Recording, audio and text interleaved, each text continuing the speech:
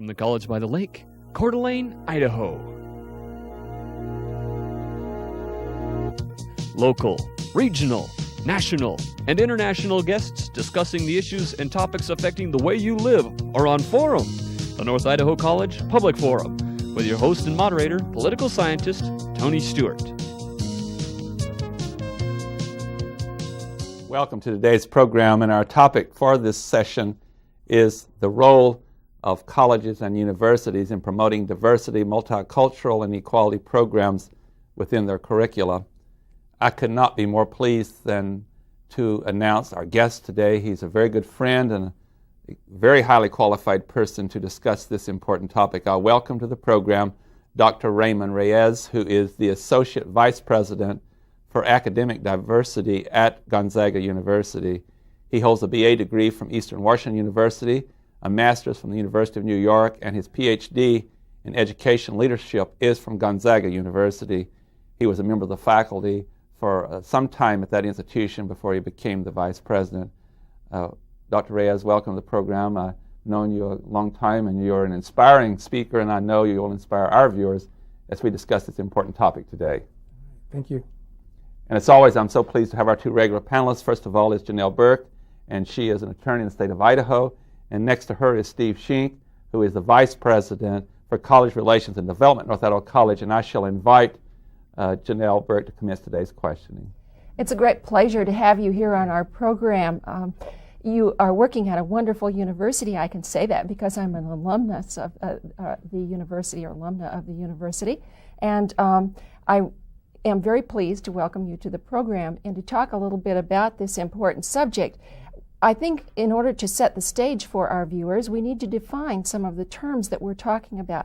And I will assume that you are talking about not just classroom work, but you're talking about the whole way of life that a university provides for its students. That's living arrangements as well as their classroom experiences. But first of all, what does diversity mean? What do you mean when you're talking about diversity? You've touched on it. When I think about diversity in my work at Gonzaga University, I think not only of ethnicity, culture, and race, but also gender, social class, religious diversity, any aspect of our personhood that makes us different. But in that difference also obviously is a sense of commonality. So I think to answer your question, diversity is the multitude of facets about human beingness that is distinct and different, be it our gender, our politic, our values, our sexual orientation, and then traditionally, and I think typically, people think of diversity as synonymous with race or culture, ethnicity. But it's a broader conceptual framework that I'm operating within. And what about multicultural? What do you mean when you're talking about multicultural? Multiculturalism for me is how you do diversity work. The source, let me back up a little bit. Ultimately, the purpose, I always begin with the end in mind. And what we are about at Gonzaga, and I think most universities, because we go back to the Platonic notion of the academy being a place to develop leadership in an interdisciplinary setting. In fact, the first academy was a garden, and the garden has an abundance of diversity. And so it's with the end in mind is this: we want critical thinkers with multiple perspectives for the 21st century. So multiple perspectives, or creating critical thinkers, or what I could say critical consumers of information, comes from human cultures. Multiculturalism is a way where you begin looking at the word culture as a way of life, or a way of knowing and being in the world and seeing the world, whatever your vantage point is, whatever your orientation is. And so multiculturalism is a way or a strategy in which you diversify the consciousness either of an organization or of an individual or a community. Now we're kind of talking about equality as well on this show, and for terms of this show, in terms of this show, what do you mean by that word? Well, let me make a distinction. I think sometimes people play with equity and equality, and you as an attorney know that they have definite meanings, but the best way I can think of it is this way, and I think this is where we start getting into things like affirmative action and other social policies where people say, well, is that fair and just? And so I was a friend. Let me just tell you a real quick story here. There was a friend of mine. She was is an engineer in the Seattle area, And she helped me with understanding the distinctions between equity and equality. And this is how it went very quickly. She said that she was working on a project where they were going to build this public facility. And there's a convention in the industry that says for every 1,000 of people that will be using the facility, you have to have X number of bathrooms or facilities. And so they were just going to do the standard formula, equal for men and women. And as we were talking about it, she argued that they should have more facilities for women than men because they're different. Men are different than women. And that if you ever go to a sports event or to the opera or any kind of cultural activity, at the break, at the intermission, what do you see on the outside of the women's bathroom? A long line. You don't see the same thing at the men's restroom. So what she was trying to do is account for that differences. So equality is if there's 5 stalls for the men, there's 5 for the women. Equity takes into account differences. Equity would say, let's have 8 or 9 or 10 for women and 5 for men. And so there's some differences in terms of, it's not special treatment, it's accommodating the differences. It's respecting and acknowledging that in this instance, men and women are different. And so you're going to accommodate that difference. Steve Sheen. Dr. Reyes, could you tell us a little more about your specific responsibilities at Gonzaga University? Okay.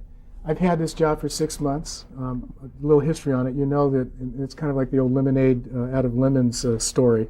You know, the flight of the Phoenix. Out of a tragedy that came some hope and I think some good stuff. And 4 years ago, as you know, we had a series of racial incidents in the law school. And Father Coughlin at the time was the president. And he commissioned a group of people that represented a deep diagonal slice of the organization to study the issue and create a strategy and offer recommendations on not only how we can continue to react to these situations, but also to prevent them. And so through a comprehensive study of the policies, of campus climate, of the curriculum, of admissions, the greater Spokane community as the context in which we reside, they came up, this committee, which I was a member of incidentally, came up with a set of recommendations. One of the recommendations was we have to institutionalize the commitment. We have to have, incarnate this commitment and have someone be responsible for being the linchpin or some sort of organizing person that makes sure that other aspects of the organization communicates with itself. And so hence this academic vice president for diversity was created through that initiative. They went through a long process and I got the job through a national search. Now one of the things that they want this job to be about, and I think of it this way, is not only to look at the curriculum, which we are, and incidentally we can talk about this later. Last October, one of the first things I did on the new job was pass through an initiative with Father McFarland, who is our Dean of Arts and Sciences, to create, as part of the core curriculum, a diversity requirement. We can talk a little bit about that later. But so there is the curriculum part. What is the nature of knowledge that we are peddling or promoting in the academy? And is it representative of the 21st century? Is it representative of the multiracial, multi-ethnic composition of society in the next millennium, the next century? The other thing is our faculty. Can we attract and draw faculty from diverse cultural backgrounds? Student body, admissions, being able to diversify our student body. And also campus climate issues. Are there things that we can be doing with the Vice President for Student Life and for the GSBA, the Gonzaga Student Body Association, to create an environment that is inclusive, that is safe, that is celebratory of our diversity? And so and then lastly is community education. I mean, doing things like spending time with you this afternoon and doing this, getting out in the community and letting people, our publics, know what we're doing and how we can assist. Because I'm also working in a venue that provides training and technical assistance to area companies and businesses. So that, in a nutshell, is what this job is commissioned to do: is to look at all those areas: student life, admissions, financial aid, the curriculum, faculty development. And also community relations. Sounds like a big responsibility.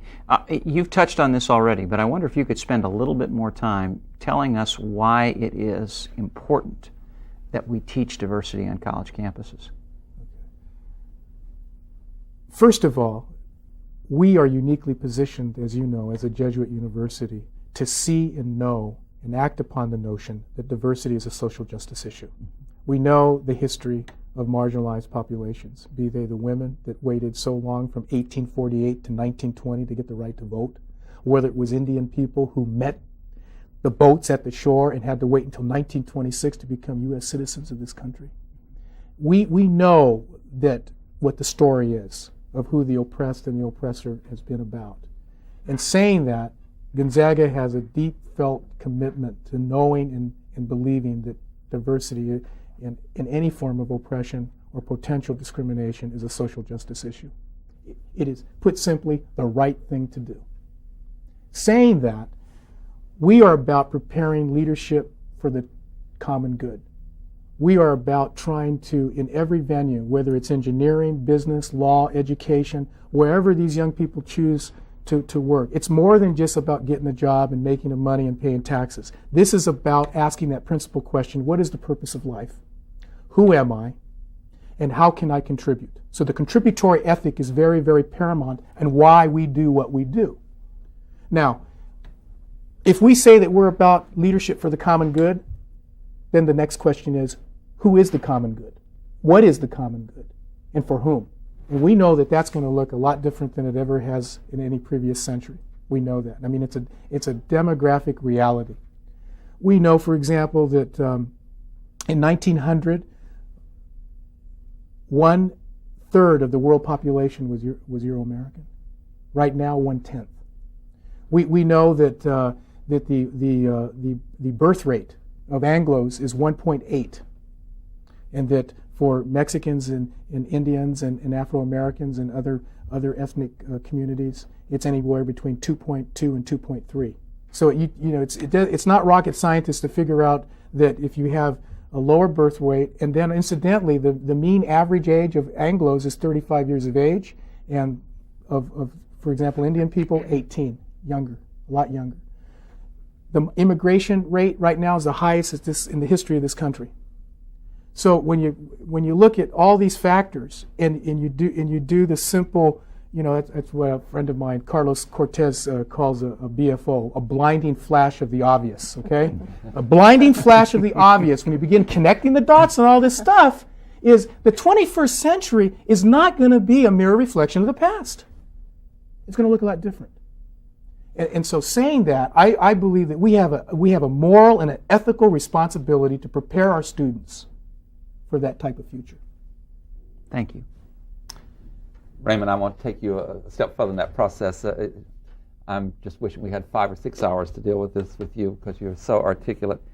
But when we deal with what you already defined, multiculturalism, and you've used terms like multiracial and multi-ethnic, and then when you come to the word diversity, it's a much broader, inclusive concern about training students. But what you did in answering Steve's question produced my question, and that is, when you talk about each individual student and then the collective student body of a university such as your fine university, could you take us through what you just started talking about is what are all the advantages, not only of academic preparation and understanding, but how to interrelate with people and to move through the world. Just elaborate in more detail that a student who leaves a university that appreciates diversity versus a student that goes to a university that does not recognize that diversity, what two type of individuals do we have? Okay, sure.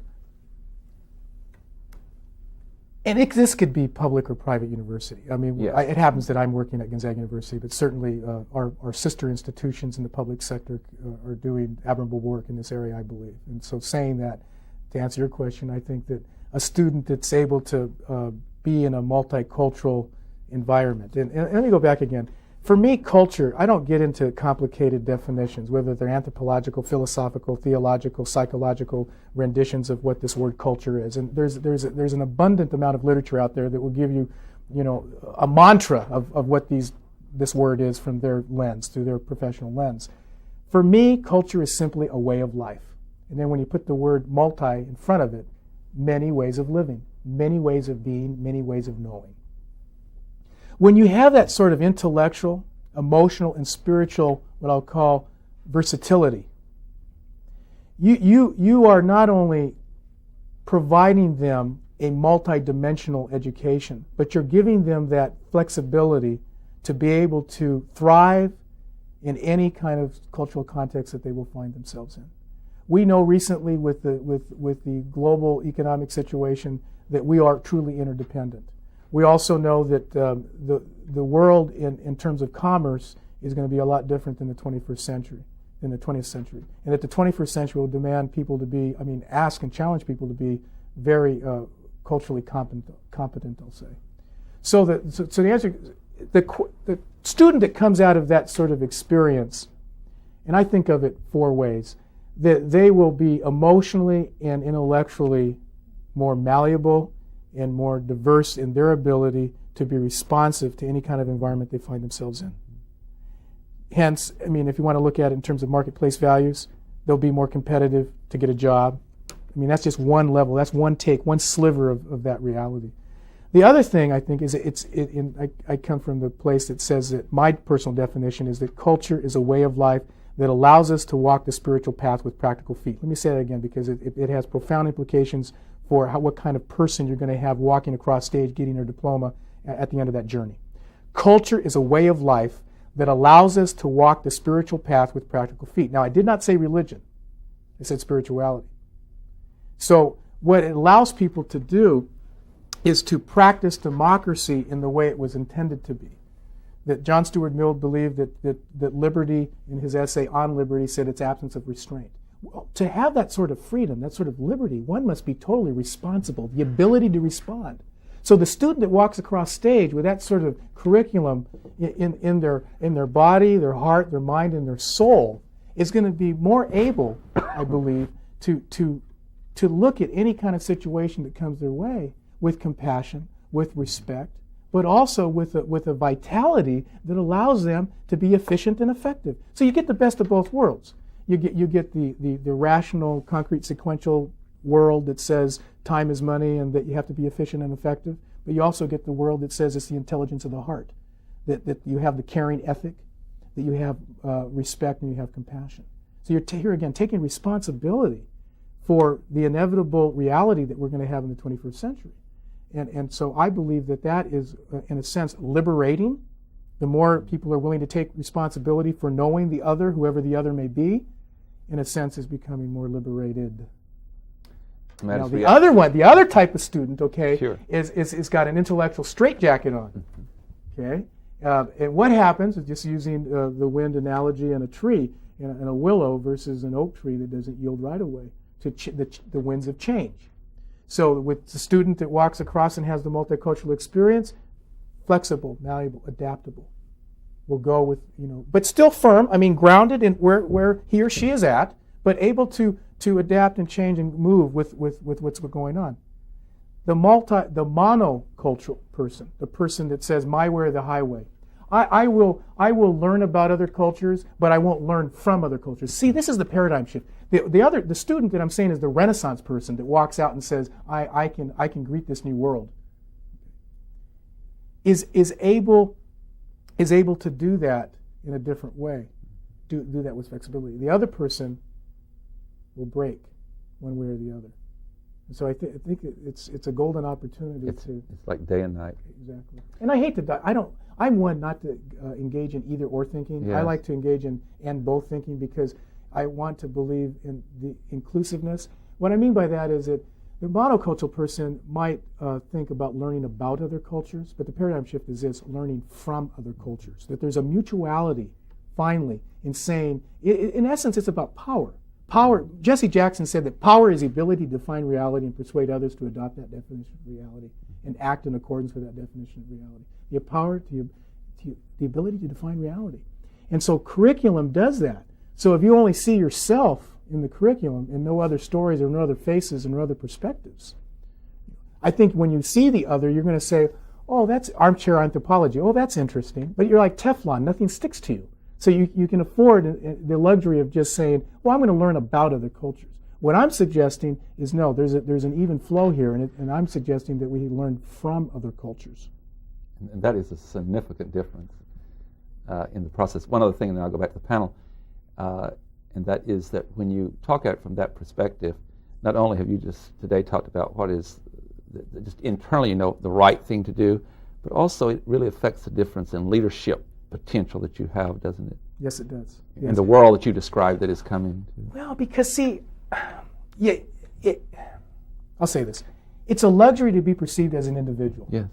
And 99.9% of the time, we judge or we prejudge, we discern somebody according to their physical regalia, their carbon-based unit, their body, their physical appearance, the world of appearances. And it takes time, it takes relationship, it takes energy, it takes patience, it takes an emotional roller coaster ride to know somebody as an individual. And what this does is it allows people to practice seeing the other as an individual, as a member of a group, many different groups. Like when somebody sees me, they say, "Well, he's Indian," or "I'm Indian and Mexican, by the way. I'm mixed." And someone would say, "Well, he's a man. He's Indian." Well, I'm more than all those things. I'm more than this is an opportunity to truly challenge the tendency that the human psyche has. And there's 6 billion souls on this planet today, and we all have the same hardware. Electrochemically, in terms of the neurology and how we sense make the world, the way the brain works, electrochemically, is all the same. To use a computer analogy, we all have the same hardware. The software is the culture, is cultures, is language. So how that software uses that platform is different. But what computers do is emulate zeros and ones, because that's what this does.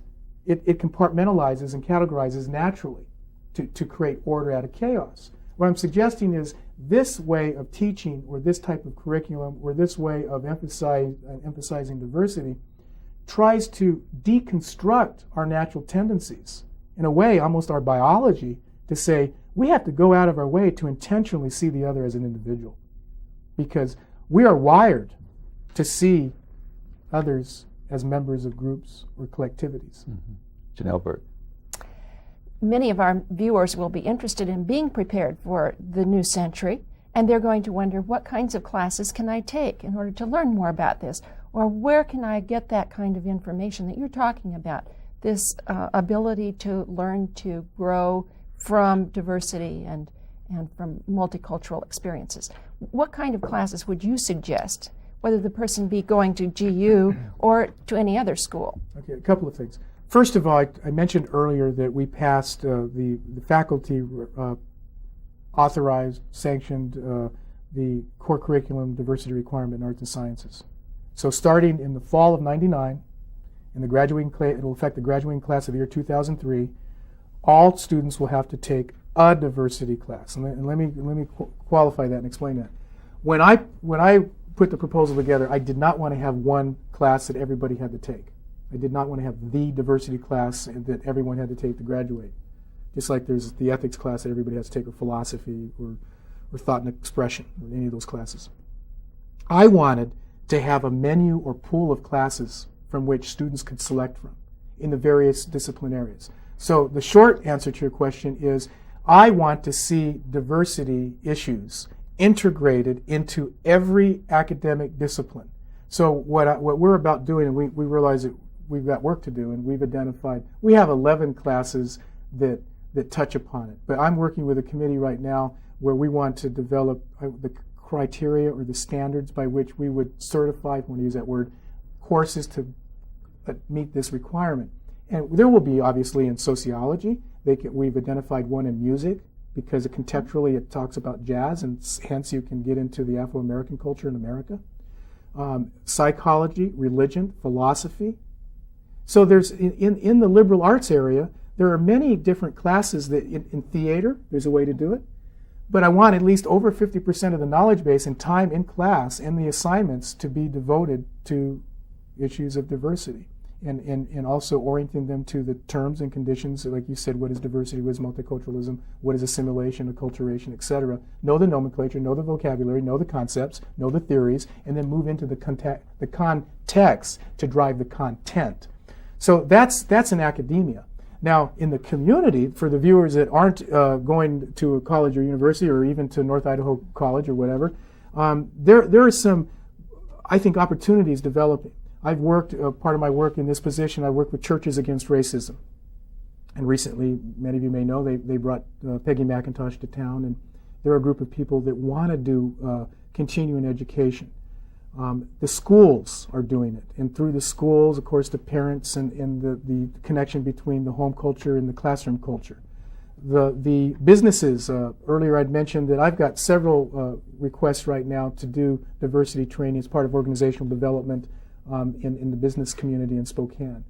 The Community Congress on Race Relations, which is an annual event that is hosted or sponsored by the Community Congress, the Human Rights Race Relations, or what is it, the Human Rights Task Force on Race Relations. In any event, they also are promoting 4 sectors of the community: the community organizations, private nonprofits, the Martin Luther King Center, the American Indian Community Center, the neighborhood centers, churches, businesses, schools. Those are the pillars or the aspects of the community that we need to mobilize to do continuing education in non-threatening ways. And let's not forget, sometimes the best way to educate or educate to elevate is through edutainment. That you entertain people in a non-threatening way. You're not in their face. No one wants to be accused of being a racist or a sexist or what's wrong with you. If you do it in a compassionate, non-threatening, uplifting way, people will listen.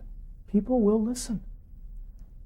Steve, we have less than about a minute. So I'm going to have to shift. I've got so many questions to ask, but too many of them are too long for the time we've got left. Dr. Reyes, do you sense a Raymond. shift? Thank you. Do you sense a shift in receptivity toward the message that diversity is important and good on campus and in our communities? I do. I really do. I am optimistic.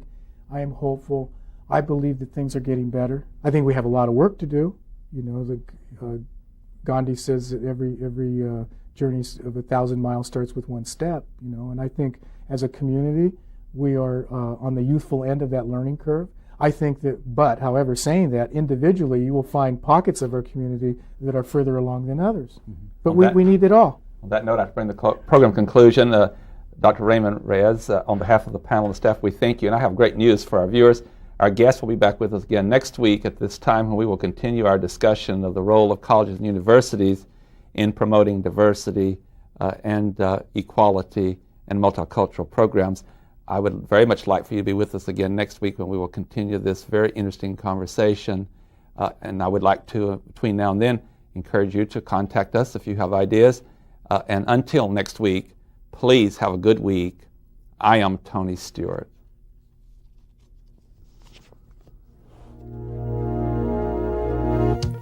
The North Idaho College Public Forum was videotaped live from the studios of Instructional Technology on the campus of North Idaho College for viewing at this more appropriate time. We invite you to join us again next week for another all-new edition of the North Idaho College Public Forum on this public television station.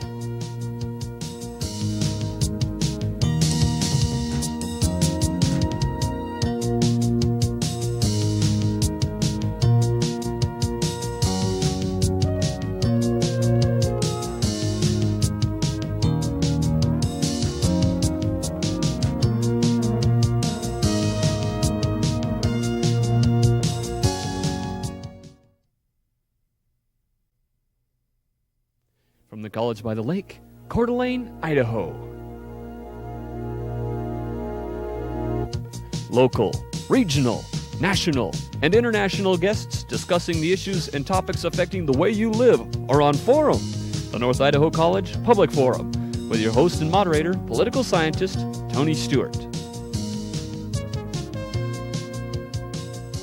I welcome you back to part 2 of our 2-week series titled The Role of Colleges and Universities in Promoting Diversity, Multiculturalism, and Equality within their curricula. For any of our viewers who were not with us last week, we had the pleasure of having Dr. Raymond Reyes, who is the Associate Vice President for Academic Diversity at Gonzaga University, and we're delighted he's back with us again today. And again, I'd like to give you his educational background for those who were not with us on the previous program. He holds a BA degree or a bachelor's degree from Eastern Washington University, a master's degree from the University of New York, and his PhD is from Gonzaga University in Education Leadership. Raymond, as I've indicated before, I've known you a long time, and last week's show was so outstanding, and you are a person of such substance. We're delighted that you could come back and be generous with your time to be with us again this week. Thank you. And as always, I'm pleased to have our two regular panelists. First of all is Janelle Burke, who's an attorney in the state of Idaho. And next to her is Steve Shink, who is the Vice President for College Relations and Development at North Idaho College. And we'll get immediately into the questions with Janelle Burke. Well, it's a pleasure to talk with you again about this whole subject of diversity and culture and the university's role. Students come to the university to get prepared for the next century. And one of the ways that they do that is by taking a variety of classes. But during the intermission, we have been talking somewhat about language and the role of language in the 21st century. Can you explain to our viewers why language is so important? There's some people, last week when we spoke, what culture is, and I said that culture is simply a way of life, and then my personal definition is culture is a way of life that allows us to walk the spiritual path with practical feet. There are others that believe, in a very strict sense, that culture is language. Culture is language, and if you don't know your language, you don't know your culture. There is, I think, seminal work, Sapir Whorf did work in the 50s about the relationship between linguistics and cognition, and that the language you speak dictates your worldview. Just give you a quick example. In my mother's language, my mother's Mexican, so my mother's language, the word alas means wings. So some people would say, well, Raymond, you have alas for being an educator or a speaker. You start trying to dissect that, deconstruct that down and say, well, what do you mean? And so then it would be, well, that's a synonym or the equivalent in English meaning motivation. You have motivation to teach or to speak. That has different implications because alas is to move, a bird in flight, to move. That some Mexican people would use that as the same word to mean motivation. Has different implications. You see the world differently, and in fact, you can tell that it's more metaphor, it's more image. And in fact, in Greek, the word image means a moment's intuition into reality. A moment's intuition into reality. So language becomes a symbolic system by which not only do you explain phenomena, but you sense make it for yourself and then report back out. So if image is a moment's intuition of reality, symbol is a set of images that evoke emotion. And the word emotion in Latin means to move, to move. And so words are I'll say the Plato, pregnant in soul. They're so fertile with meaning and understanding reality from that cultural context. So there is this intimate relationship between language and culture, and as we were talking about previously, some people believe, some researchers believe, that by the middle of next century, we will lose 50% of the current languages that exist today. So right now, roughly, there are 6,000 languages spoken on the planet today, and that by the middle of the next century, there will be only 3,000 left. If we continue to do what we do in terms of people, for example, I am part of a generation that went to school in the 50s where there was no bilingual education, and it was encouraged, don't teach your boy Spanish. He's never going to learn how to read. He needs to learn English. This is America, you learn English. And so there's a certain liability with that. And now, I mean, I can understand Spanish, but I don't have it. There's not this cultural DNA. There's not this intellectual essence about how I perceive reality from that language. I've lost that. And so I really believe that there's this a significant relationship between language and culture. Steve Sheen. Raymond, in the last show you talked to us a little bit about some of the things that you do in a broad sense at Gonzaga University, your responsibilities. And specifically you talked about ways in which you would like to see diversity blended into the curriculum at that college. What other kinds of activities do you engage in to try to get the message of diversity across? What I want to do next, I'm already planning ahead for next year, and what I want to do is, on a more sustainable, ongoing basis, have multiple opportunities throughout the academic year for students outside the classroom to experience events that get them out of their comfort zone.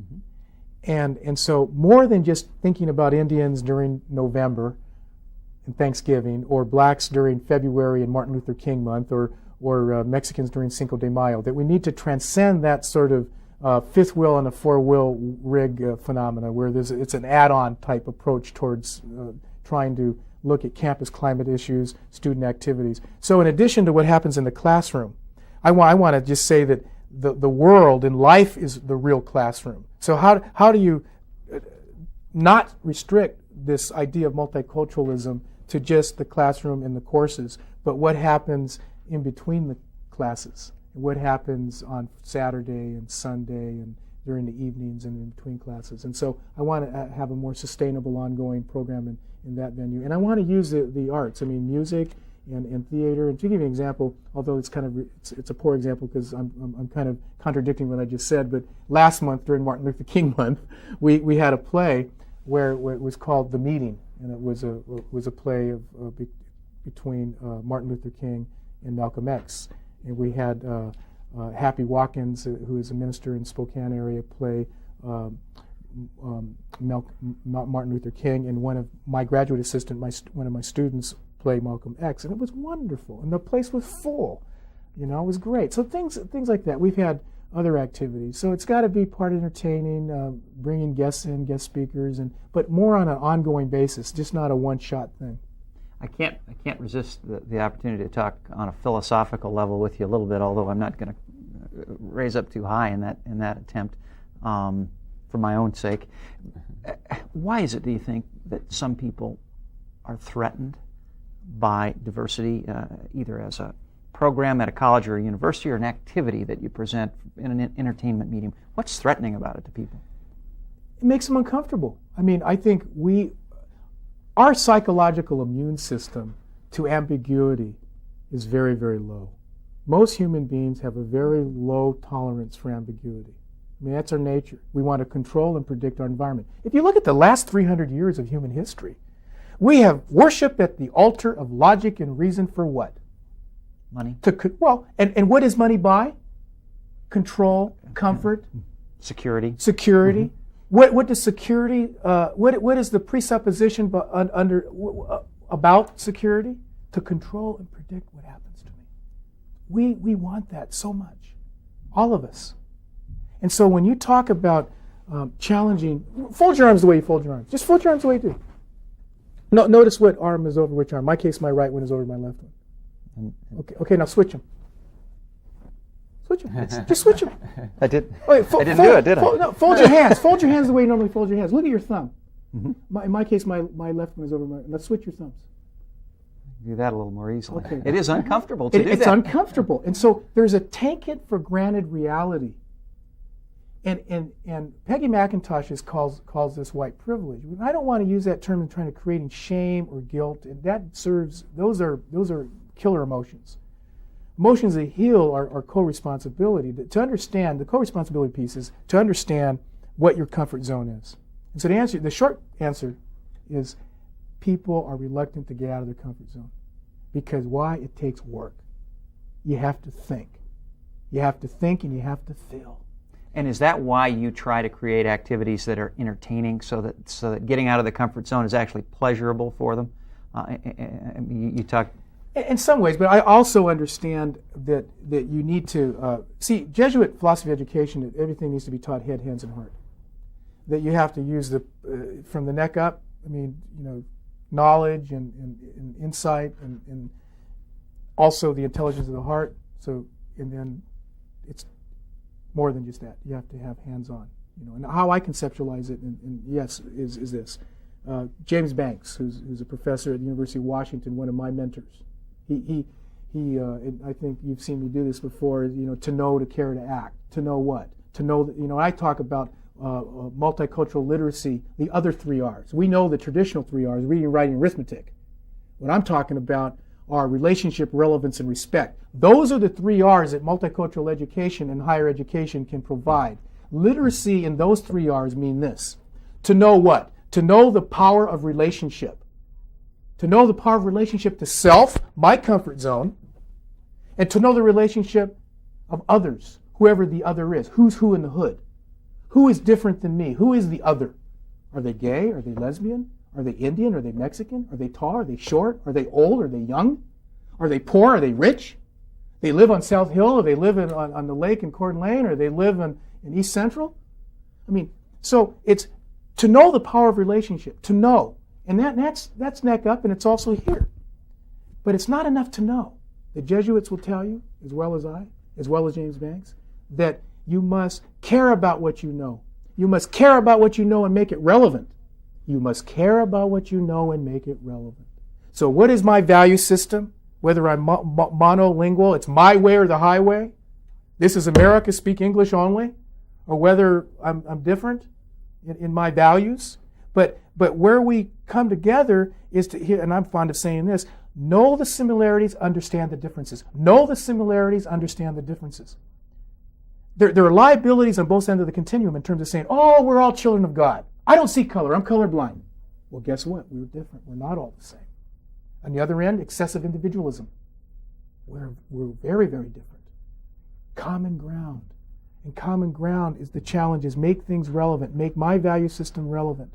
There's a lady by the name of Angeles Arian, and she did a study one time. This is when Murphy Brown and Dan Quayle were having the culture wars, right? Back in '87. And so she went out, and in fact, she wrote a book called The Fourfold Way. And she went out, and for 5 years, she globetrotted this planet, wanting to investigate the question or answer the question, are there universal human values that transcend geopolitics, linguistics, culture, ethnicity, race, whether you're from the circumpolar region, whether you live on the equator, right? And so what she found out was how she could do that is look at the taboos. Every culture on this planet, on every continent, has proverbial no-nos. And that becomes what they value. So for example, every culture on this planet has a taboo for murder. Taking a life unjustly. What do they value? Life. Lying. What do they value? The truth. Stealing. Even those cultures linguistically that have no possessive pronouns to denote ownership have some sense of boundaries that says you honor the other. So what do they value? Stealing, boundary, healthy boundaries. So she went on and on and on and saw that, you know, what are the taboos, the other side of it is what people value. There's a universality to what we value. So it's in those differences, going back to that second R, relevance, that we need to try to work on. That's what the work of cultural competency and diversity training is about, in essence. It's to know self. It's about formation. Know self, know the other. Knowing the other, you make it relevant. And then the last part is to know the power of relationship, to care about what you know and make it relevant, but it's not enough to care. You must act upon what you care out of respect. And that's where you start going into activism, where you see injustice. What can you do? And I don't care who you are or what your positionality in society is, everybody has an opportunity to stand and deliver on the behalf of justice. Martin Luther King said that peace is not the absence of violence. Peace is the presence of justice. And that's where the activism comes in. That's where that respect comes in, practicing that daily, being able to practice that. Your comments built a bridge for my next question. I've been holding this for 2 programs that I wanted to talk to you about, because I just cherish your judgment and your comments. You like others that I know, and I've worked in human rights a long time, you have a passion, and that is, I think, essential to the understanding of the whole process. And as you talk about diversity and interrelationships, I think of it in 3 steps that I want to get you to react to. Throughout history, we've had a lot of oppression and intolerance. And then we've had movements and fine people leading and moving toward what we call tolerance. And now we're still on that youth end that you talk about. Many people are learning that there's something beyond tolerance called celebration. So would you take us through this process that we're going through of understanding our likeness and our differences? I particularly would like for you to give emphasis to the difference between tolerating someone or tolerating their views and celebrating that personhood and that difference. As you're talking, the first thing that comes to mind is you tolerate a root canal. You don't tolerate another human being. But yet I also, saying that, realize that is a step on the journey, and that if we're moving from oppression, as you said earlier, historically, to one that says, well, let's agree to disagree and I'll tolerate you, that's movement in the right direction. But I would say it's I see diversity work as, if I teach a class at Gonzaga, ethnicity and diversity, And I many times joke around with my students, say I could easily retitle this Personhood 101. Personhood 101. And so tolerating is just one opening, one venue, the beginning of really looking at these issues of equity and equality that we spoke about during the last show. And so celebrating goes back more to what I said earlier, and that is learning from other cultures. Saying that I am open to changing my opinion. This is a fluid, organic situation. I am not frozen in time and space with my cultural lens or my perspective or take on life, given what is the purpose of life and these sorts of things. And so tolerating will only let you go so far. For example, this is Indian country. And for many, many years, for thousands of years, Indian people understood that the plant people had a certain life and role in sustaining their lives. And now it's interesting that science has to affirm and validate what Indian people knew for a long time ago. For example, you read and believe, 72% of all pharmaceuticals in the drug industry come from natural plant derivatives, botanicals. But Indian people knew that for thousands of years. They didn't have PhDs in laboratories and any of that. So there's a certain cultural knowledge that Indian people knew, in this example, about health and wellness. In the area of spirituality, the New Age movement right now. I mean, why all of a sudden are people interested in other ways of knowing God, other than the traditional way, whether it's Catholicism or any denomination of Christianity? And so you have the New Age movement, which has gotten some bad press and some misunderstanding. But in essence, it's the cry of soul, wanting something more, and understanding that maybe other cultures had an interesting way to relate to God and understand the sacred.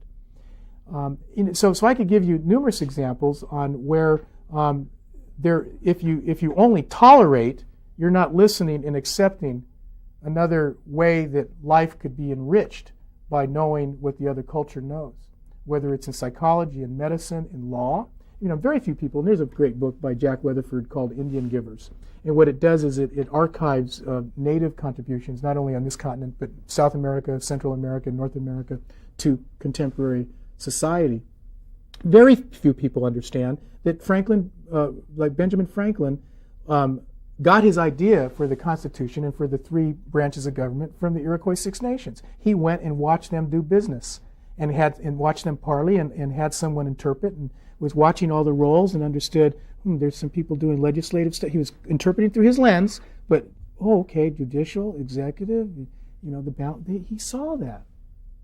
I mean, they were, quote, primitive savages that had highly sophisticated systems of governance that then these, quote, founding fathers gleaned, went back to the drawing board and architect their own sense and version of what democracy would be in this country. So, I mean, tolerating does not open up that window of opportunity or that teachable moment. Celebrating does. So, but tolerating gets you in the room, so you can open up the other doors. So it's a beginning point. It's an end, but it's an end of sorts, but it's a means to an end. I've often described that whole process as humans seem to have this weakness. They have to do things through gradualism rather than going ahead and enjoying life and appreciating. Well, incremental change is our preferred way. Mm-hmm. It's our nature to resist change. Mm-hmm. Going back to the issue of ambiguity, and we do not like going from the known to the unknown. I think a lot of the ceremonies that Indian people had allowed people to practice going from the known to the unknown. If you look at any of the literature and change and organizational development, they'll talk about change encompassing 3 stages, one of which you're hitting on, and that is to unfreeze the existing state. So it's separation, getting out of your routine, doing something differently. Threshold, going from the known to the unknown, and then reincorporation, which is living out externally what is internally changed. And you have to have community support and family support and friends to do that, whether it's a divorce, whether it's a death of a loved one, whether it's a change of a job, whatever change it may be. Typically, we resist that. We have an allergic reaction to anything that professes or has the stench of saying, hey, you better fold your arms differently. You're going to have to behave differently. You're going to have to think differently. You're going, what? No, even when we know it might serve us well. And in hindsight's always 20/20. When we sit at the feet of our own lives and learn from it and do the reflective work, we begin seeing, oh, that was a blessing in disguise. And I think that moving beyond tolerance is a blessing in disguise. And Albert. Students come to the university from many different cultures and ethnic backgrounds. And when they come to the university and they learn about other people and learn from other people, do you foresee that in the centuries to come we're going to have a general melding then of the students who come? I mean, in other words, as people get more familiar with each other, will they take what they want from one culture, but gradually let some of the beauties of their individual cultures and ethnic backgrounds go by the wayside? I believe that that is a possibility. We can be seduced in that direction. But I also believe that any type of education, whether it's in the faith communities and churches, whether it's in schools, whether it's at work, wherever we are at, what I call life is the real living curriculum. I mean, everything that happens to us is a golden opportunity to learn and change and to be transformed. That can happen, but I believe what Gandhi said is true for what I'll say a healthy democracy to exist. You have to have informed dissent. You have to have people with different views. And every person that's ever been, quote, a rebel with a cause has always been perceived as a troublemaker. And so I want to believe that we will give people permission to think outside the box. Now saying that, I want to use an analogy. I want to say that the mind, the brain, is a neural soup. It's composed of billions of neurons.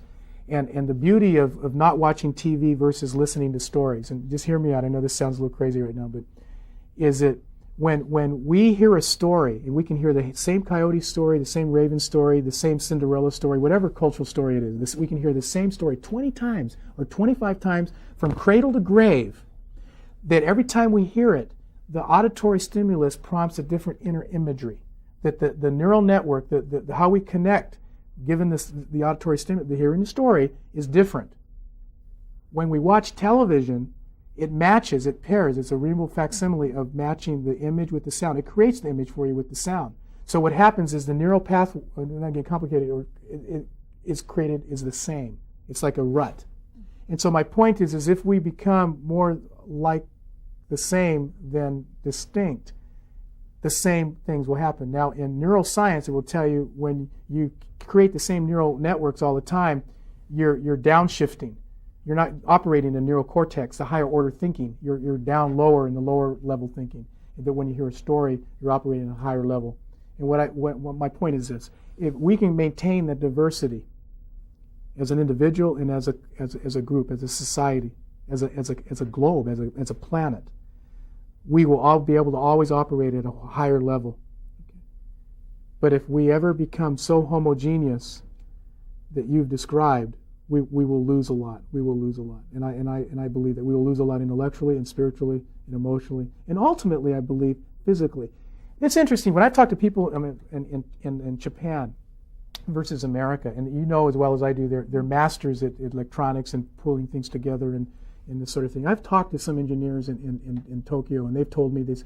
I marvel at your educational system. I say, well, why? You guys are beaten. I mean, look at the balance of trade deficit and all this stuff. I'm going, well, what are you talking about? You envious? He says, well, we know how to put things together very well, but you know how to think.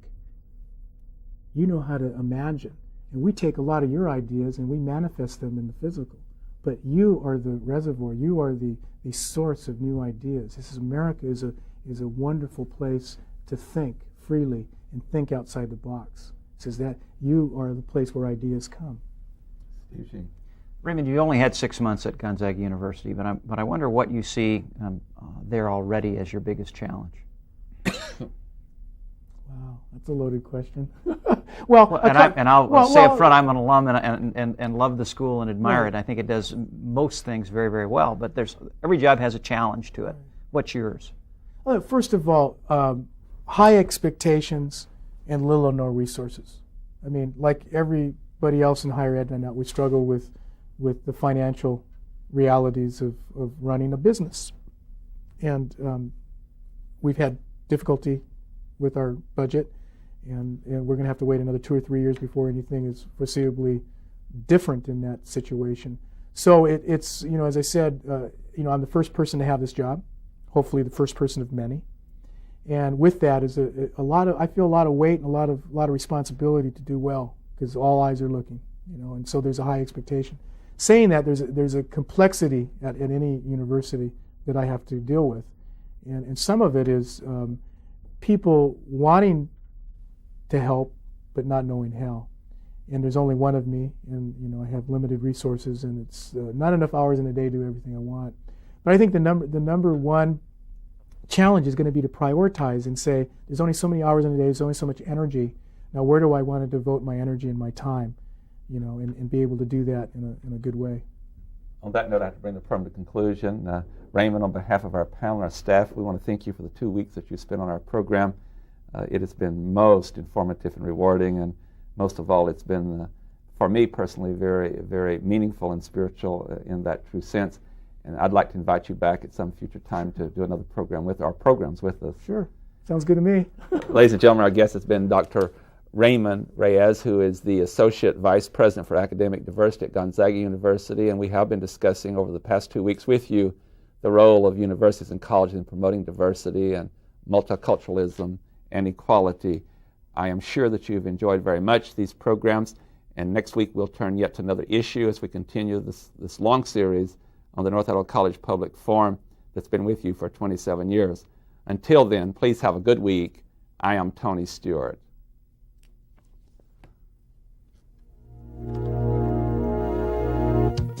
The North Idaho College Public Forum was videotaped live from the studios of Instructional Technology on the campus of North Idaho College for viewing at this more appropriate time.